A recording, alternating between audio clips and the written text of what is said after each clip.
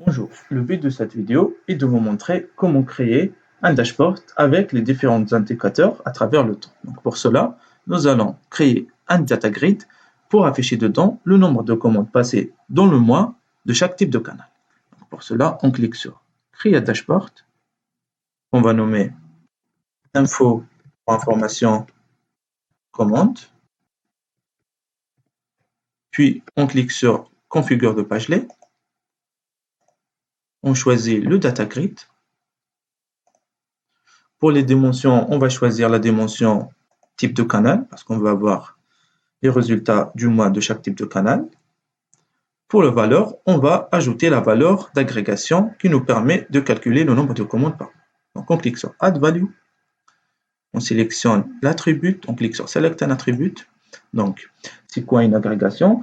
C'est une opération qui consiste à créer un nouvel attribut basé sur les attributs d'une autre entité. Par exemple, dans notre cas, donc, on a créé une entité de type canal, et on a créé aussi une relation qui permet de relier les canaux aux commandes. Donc, pour ça, on va faire un follow de la relation ArcCommand pour agréger les ID et calculer le nombre de commandes dans le mois.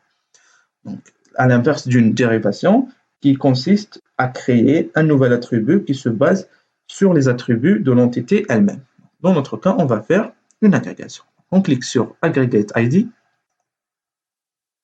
Pour les fonctions, on va choisir la fonction count pour calculer le nombre de commandes. On a plusieurs autres fonctions, comme vous pouvez le voir.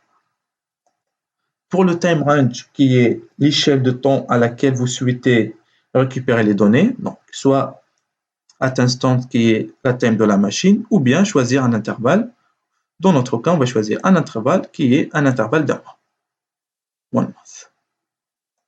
Et on veut rafraîchir le dashboard chaque 1 minute. Donc, on veut avoir des changements chaque 1 minute. On peut avoir plusieurs paramétrages aussi. Il nous reste un dernier paramétrage qui est cliqué sur One Time Range Start.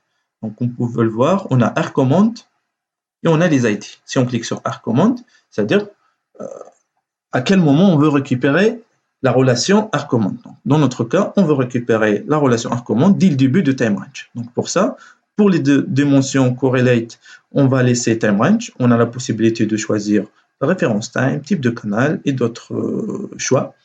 Donc on laisse TimeRange. Et dans la deuxième ligne, on clique sur la deuxième ligne pour récupérer la relation ArcCommand dès le début de TimeRange. On a la possibilité aussi de choisir la fin du time range, donc, ou d'autres choix aussi. Donc, mais nous, on va choisir le début de time range.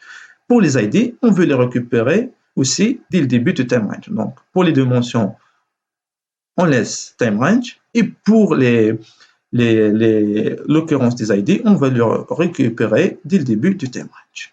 Donc, on clique sur Done. Puis, on nomme l'attribut count command one month. On clique sur Save, on clique sur Yes, puis on sélectionne l'attribut qu'on a créé dans l'entité canal de vente. C'est Count Command One Month. On clique sur Select, on clique sur Done. Il nous reste un dernier paramétrage qui est paramétrer la data grid dans l'intervalle d'un mois. Donc on clique sur Over l'intervalle et on choisit un mois. On peut donner un titre pour le data grid, c'est MB Command Canal. OK.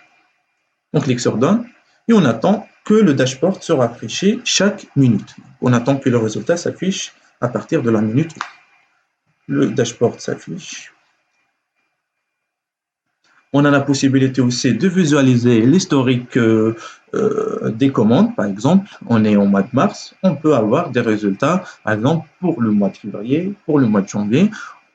On verra ça dès qu'on aura les résultats de notre agrégation.